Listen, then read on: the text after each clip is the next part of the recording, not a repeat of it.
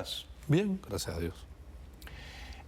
Antes de hablar de tu caso, ¿Maduro hizo fraude en abril en perjuicio de Capriles? Yo no tengo duda de eso. Además de no tener dudas, ¿tienes información de cómo hizo el fraude? No tengo la información, pero era claramente en sus rostros de que ellos no estaban ganando. Ellos se les conoce ya por las maniobras que hacen y que efectivamente las caras que ponen, lo que llaman el carómetro, demuestran que ellos no ganaron las elecciones. Pero bueno, están acostumbrados a hacer trampa. Sí, sí. En esa trampa habrían participado, por supuesto, los espías cubanos, es decir, que habría algún tipo de asesoría de inteligencia cubana. ¿Te resulta creíble eso? Me imagino que sí. Venezuela está tomado hoy en día por los cubanos. Son los que mandan verdaderamente. ¿Y tú te imaginas que Maduro va a resistir y que se va a mantener en pie los 6 años que dura su mandato ilegítimo? Me preocupa que ahora le ha estado dando caramelo al empresariado, a la población, ha llamado a la concordia, a que conversemos, a que negociemos. Lo mismo que hizo Chávez en el año 2002 y que mucha gente en la oportunidad de seguir haciendo negocios simplemente cree y después vienen las expropiaciones y las demás cosas. O sea, ¿que crees que Maduro va a aguantar la tormenta y que pasará la borrasca y se seguirá en pie? Está usando la misma ruta que usó Chávez y Chávez le funcionó. Es posible que a él también le funcione. ¿Ha hecho bien Capriles en no salir a protestar a la calle?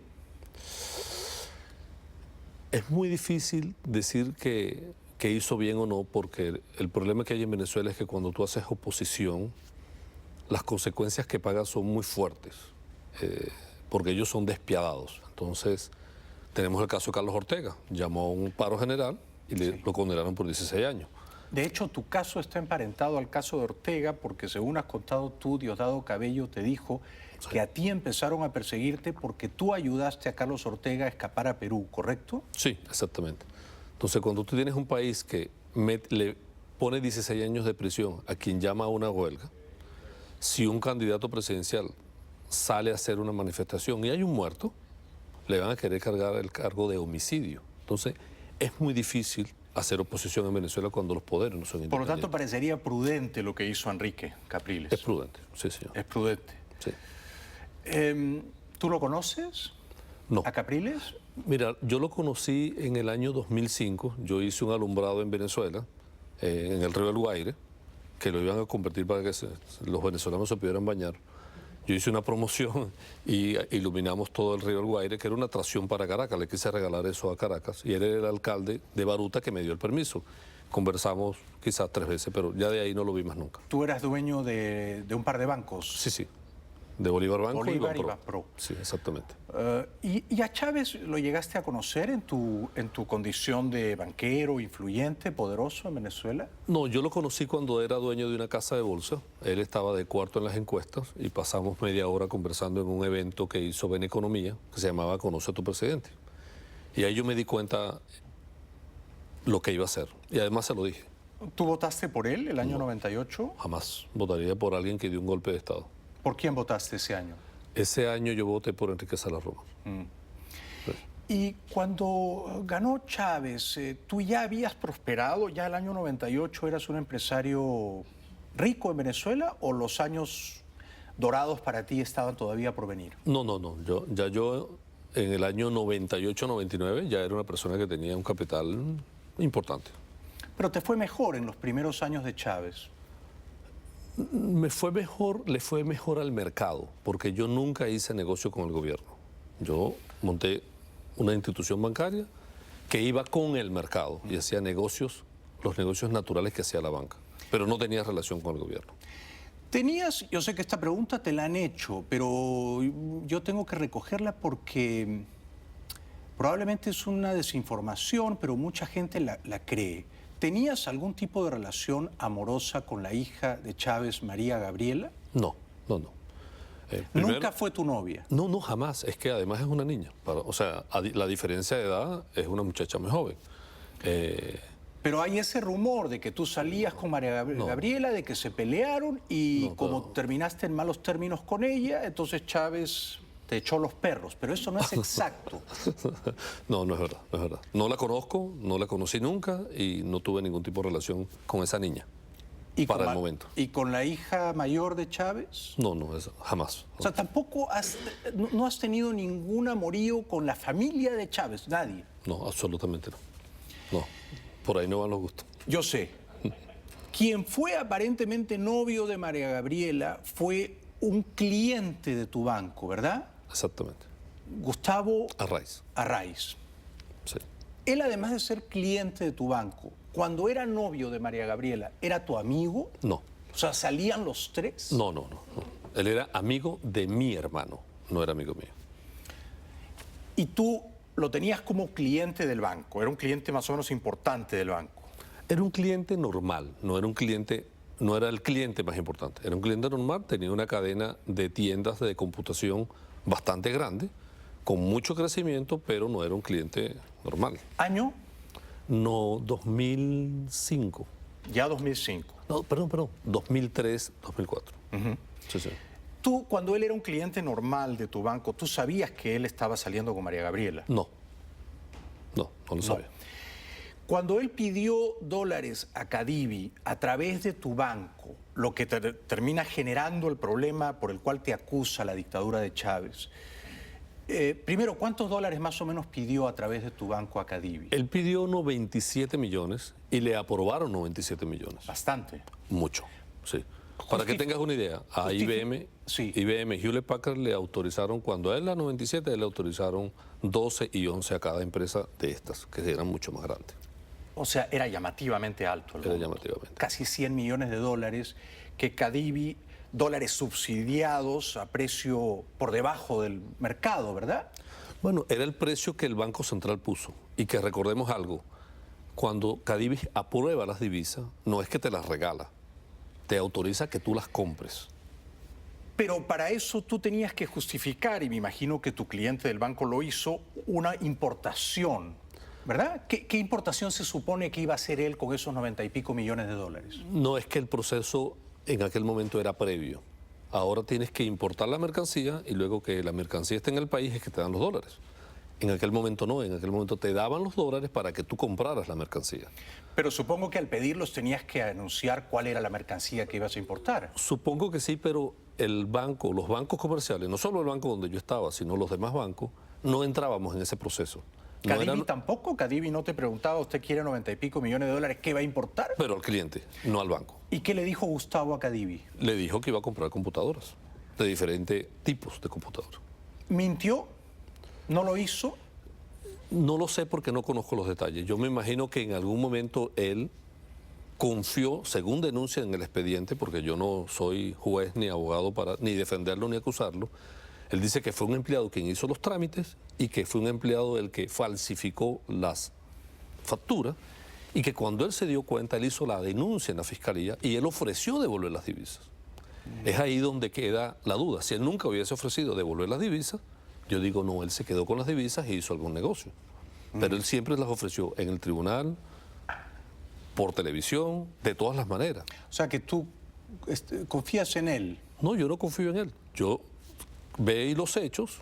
Gracias a esos hechos yo perdí muchísimo, pasé mucho sufrimiento, por llamarlo de alguna manera, pero no tengo la capacidad de decir, él es culpable, él fue el que hizo esto, porque... Sí.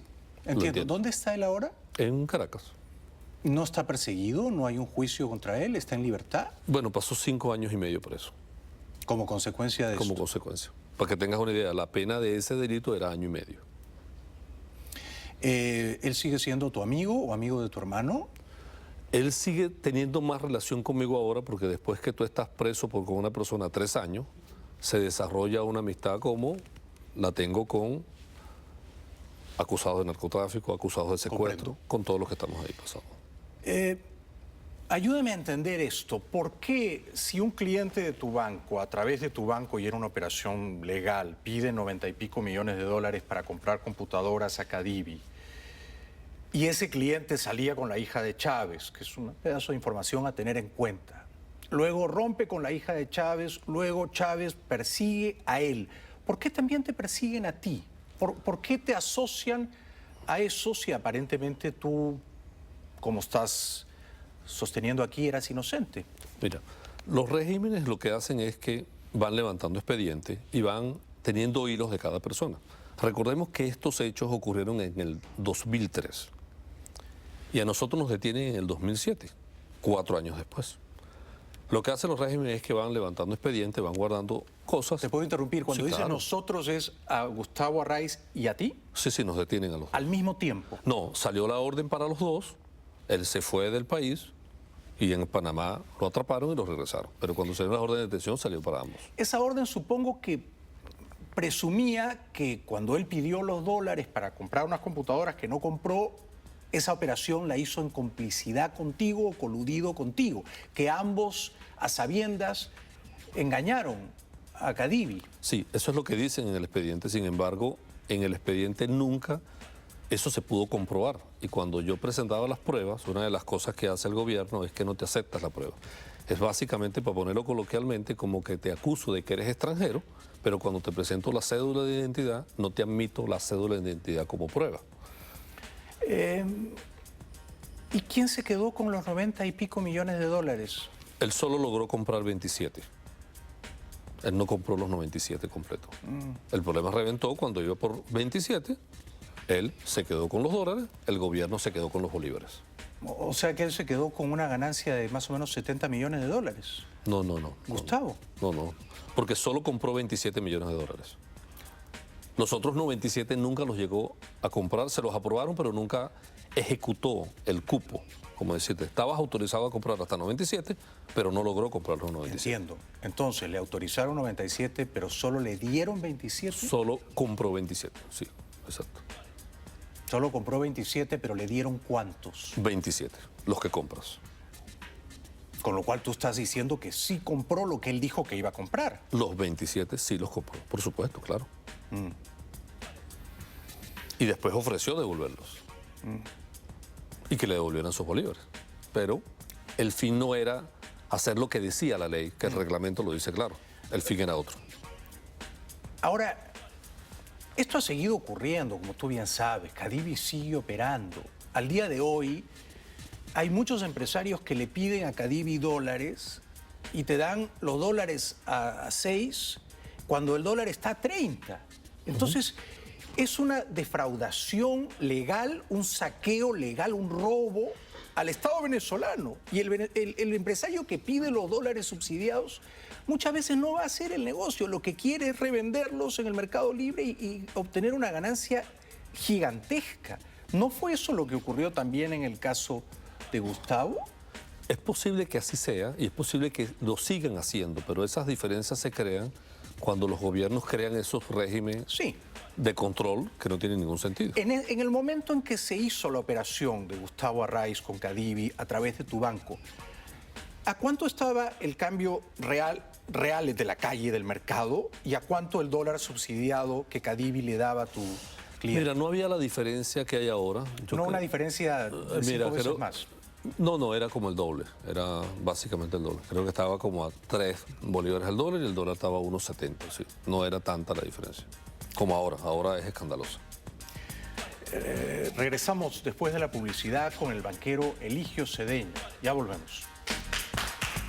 Bienvenidos de vuelta al programa, muchas gracias. Ha venido el banquero venezolano Eligio Cedeño, que estuvo casi 3 años en prisión en Venezuela, perseguido por la dictadura de Chávez. Chávez se ensañó con él y luego con la jueza Afiuni, que te puso en libertad condicional. Pero antes, ¿cuánto tiempo exactamente estuviste en la cárcel, Eligio? 2 años, 10 meses y 2 días. Tienes una memoria clara. Sí, la mejor manera de verlo es, vuelvo a tu programa en 2 años, 10 meses y 2 días. Así ves la magnitud del tiempo. ¿Ha sido el tiempo más largo de tu vida? No, 49 años, ha sido lo más largo. Pero donde he pasado por mayor tiempo, dificultad, ese periodo, sí, sin duda. Y pasa, me imagino, en cautiverio, el tiempo pasa más lentamente. Sí, muy lentamente. ¿Cuáles eran tus condiciones de carcelería? ¿En qué cárcel estabas? Venezuela tiene lo que se llama la policía política, que se llama para el momento la DICIT, ahora se llama el SERVIN. Ellos ahí tienen una cárcel acomodada para los presos políticos. Solo ahí, en la oportunidad que yo estuve, había 36 cuando máximo, creo que una vez bajaron a 20 y pico, y justamente ahí ponen todo lo que son los casos que ellos tienen que cuidar. ¿Tenías una celda, un calabozo individual? ¿O Sí, una celda de 2x3. Sí.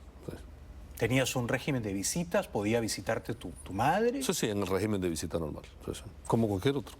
No había ¿De qué te diferencia. acusaban?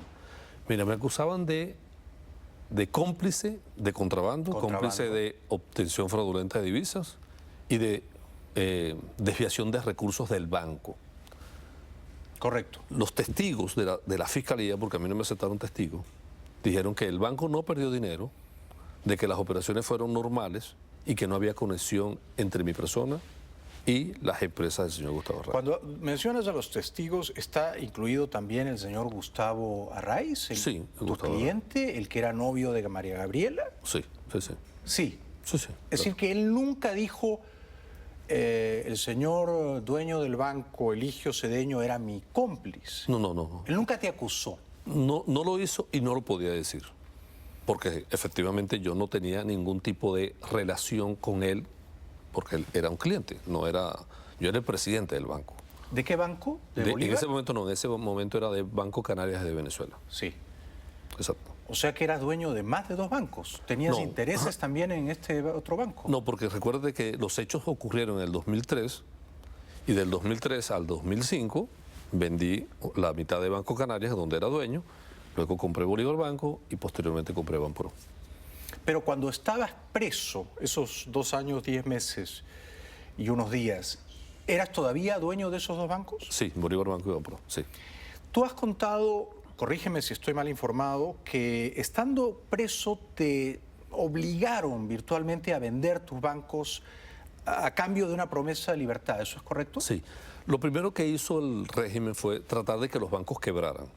Empezaron a retirar los depósitos, no el público, sino las instituciones del Estado. Inclusive llegó al descaro de que PDVSA, la petrolera de Venezuela, pidió cancelar depósitos que tenían vencimiento de 6 meses para sacarle liquidez al banco. De hecho, efectivamente, el banco disminuyó el 10% de su patrimonio, de los depósitos, perdón, por la salida de estos retiros. Pero finalmente no pasó nada porque el banco estaba manejado impecablemente. Al ver que eso no pasaba y que no pudieron quebrar los bancos, me mandaron unos emisarios que me ofrecieron comprarme el banco a 2/3 de lo que costaba, valor de mercado, ofreciéndome la libertad.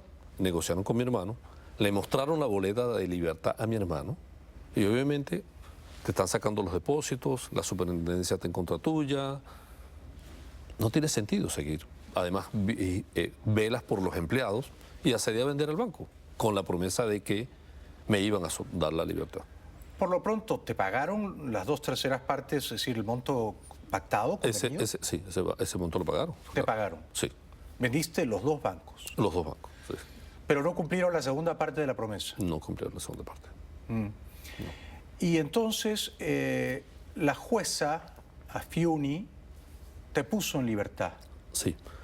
Nosotros lo que hicimos fue que fuimos a las Naciones Unidas, porque el gobierno siempre decía que la OEA, y además no le hacen caso a la Sí. OEA, analizaron el caso y 2 años y medio después la OEA sacó una medida cautelar donde decía que mi detención era arbitraria y que ordenaba mi libertad. Y por mandato de la Constitución Nacional corresponde lo que ordenan las Naciones Era Unidas. vinculante. Es vinculante, exactamente. Y la jueza tenía que ponerte en libertad. Sí. Y ella simplemente cumplió con su obligación. Chávez y su pandilla se ensañaron con la jueza. Es decir, tú recuperaste tu libertad, pudiste escapar a Curazao, luego llegaste aquí, pediste asilo político, pero ella se quedó y a ella la metieron presa. ¿Cuánto tiempo? 3 años y medio. Increíble. Acusada de haber recibido un soborno por parte de ti, ¿verdad? Bueno, ya la Fiscalía ha desvirtuado eso, entonces dice que fue abuso de autoridad. Entonces resulta que los jueces ponen en libertad, pero hacerlo ella es un abuso de autoridad, cosa que no se entiende. Ella en este momento está en Caracas, pero tiene una libertad restringida, ¿no? Sí. No tiene pasaporte, no podría salir de Venezuela. No. ¿Tú estás en contacto con ella? Trato de tener contacto con ella, no tengo tanto contacto directo porque me imagino que tiene sus restricciones, pero estoy muy pendiente de ella.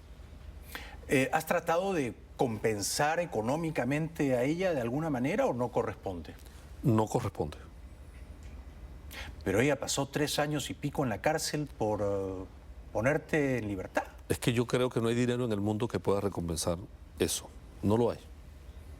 Por lo menos el caso de ella. Porque si bien yo me gané el odio del gobierno, puedo decir que soy merecedor de lo que me hicieron por haberme enfrentado al gobierno, de haber sido opositor. Ella no.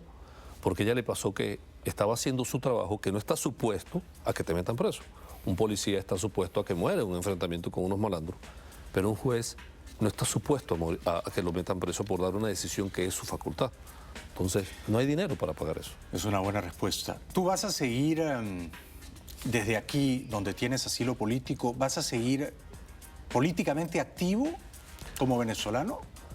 Yo no es que sigo políticamente, yo sigo como un defensor de los derechos humanos, demostrándole al mundo que efectivamente Venezuela está tomado por una banda de antisociales y delincuentes.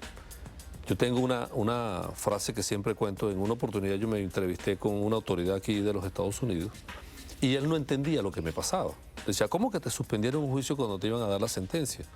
¿Cómo que la fiscalía no asistía al juicio? ¿Cómo es que cuando comenzó el juicio la fiscalía no te hizo ninguna pregunta? Él no lo entendía. Hasta que yo le dije, mire, ¿usted sabe por qué no lo entiende? Porque usted tiene su cerebro entrenado a que el que está sentado allá es el bueno, el que cumple la ley y el que hace cumplir la ley. Y el que está sentado aquí es el delincuente. En Venezuela es al revés.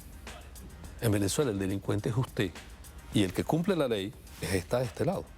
Entonces por eso usted no puede entender lo que allá pasa. Nosotros tenemos casos en Venezuela donde un fiscal reconoció de que a una persona los condenaron a 30 años con un testigo falso. Luego vino el testigo falso y dijo, sí, a mí me ofrecieron $500.000, me pagaron 50 y como no me pagaron el resto, yo vengo a decir que todo lo que dije ahí es mentira. Y no pasó nada. Eligio, gracias por venir. Ha sido un placer conversar contigo y te deseamos suerte en tu nueva aventura empresarial. Has comprado un gran canal de televisión aquí, ¿verdad? Sí, señor. Sí. BMTV. BMTV. Gracias, Eligio Cedeño. Un aplauso para él, por favor. Gracias, Eligio. Regresamos después de la pausa, ya volvemos.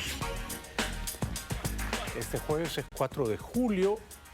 Feliz 4 de julio anticipadamente. Y a pedido del público vamos a repetir la entrevista con Joanny Sánchez el jueves, no se la pierdan.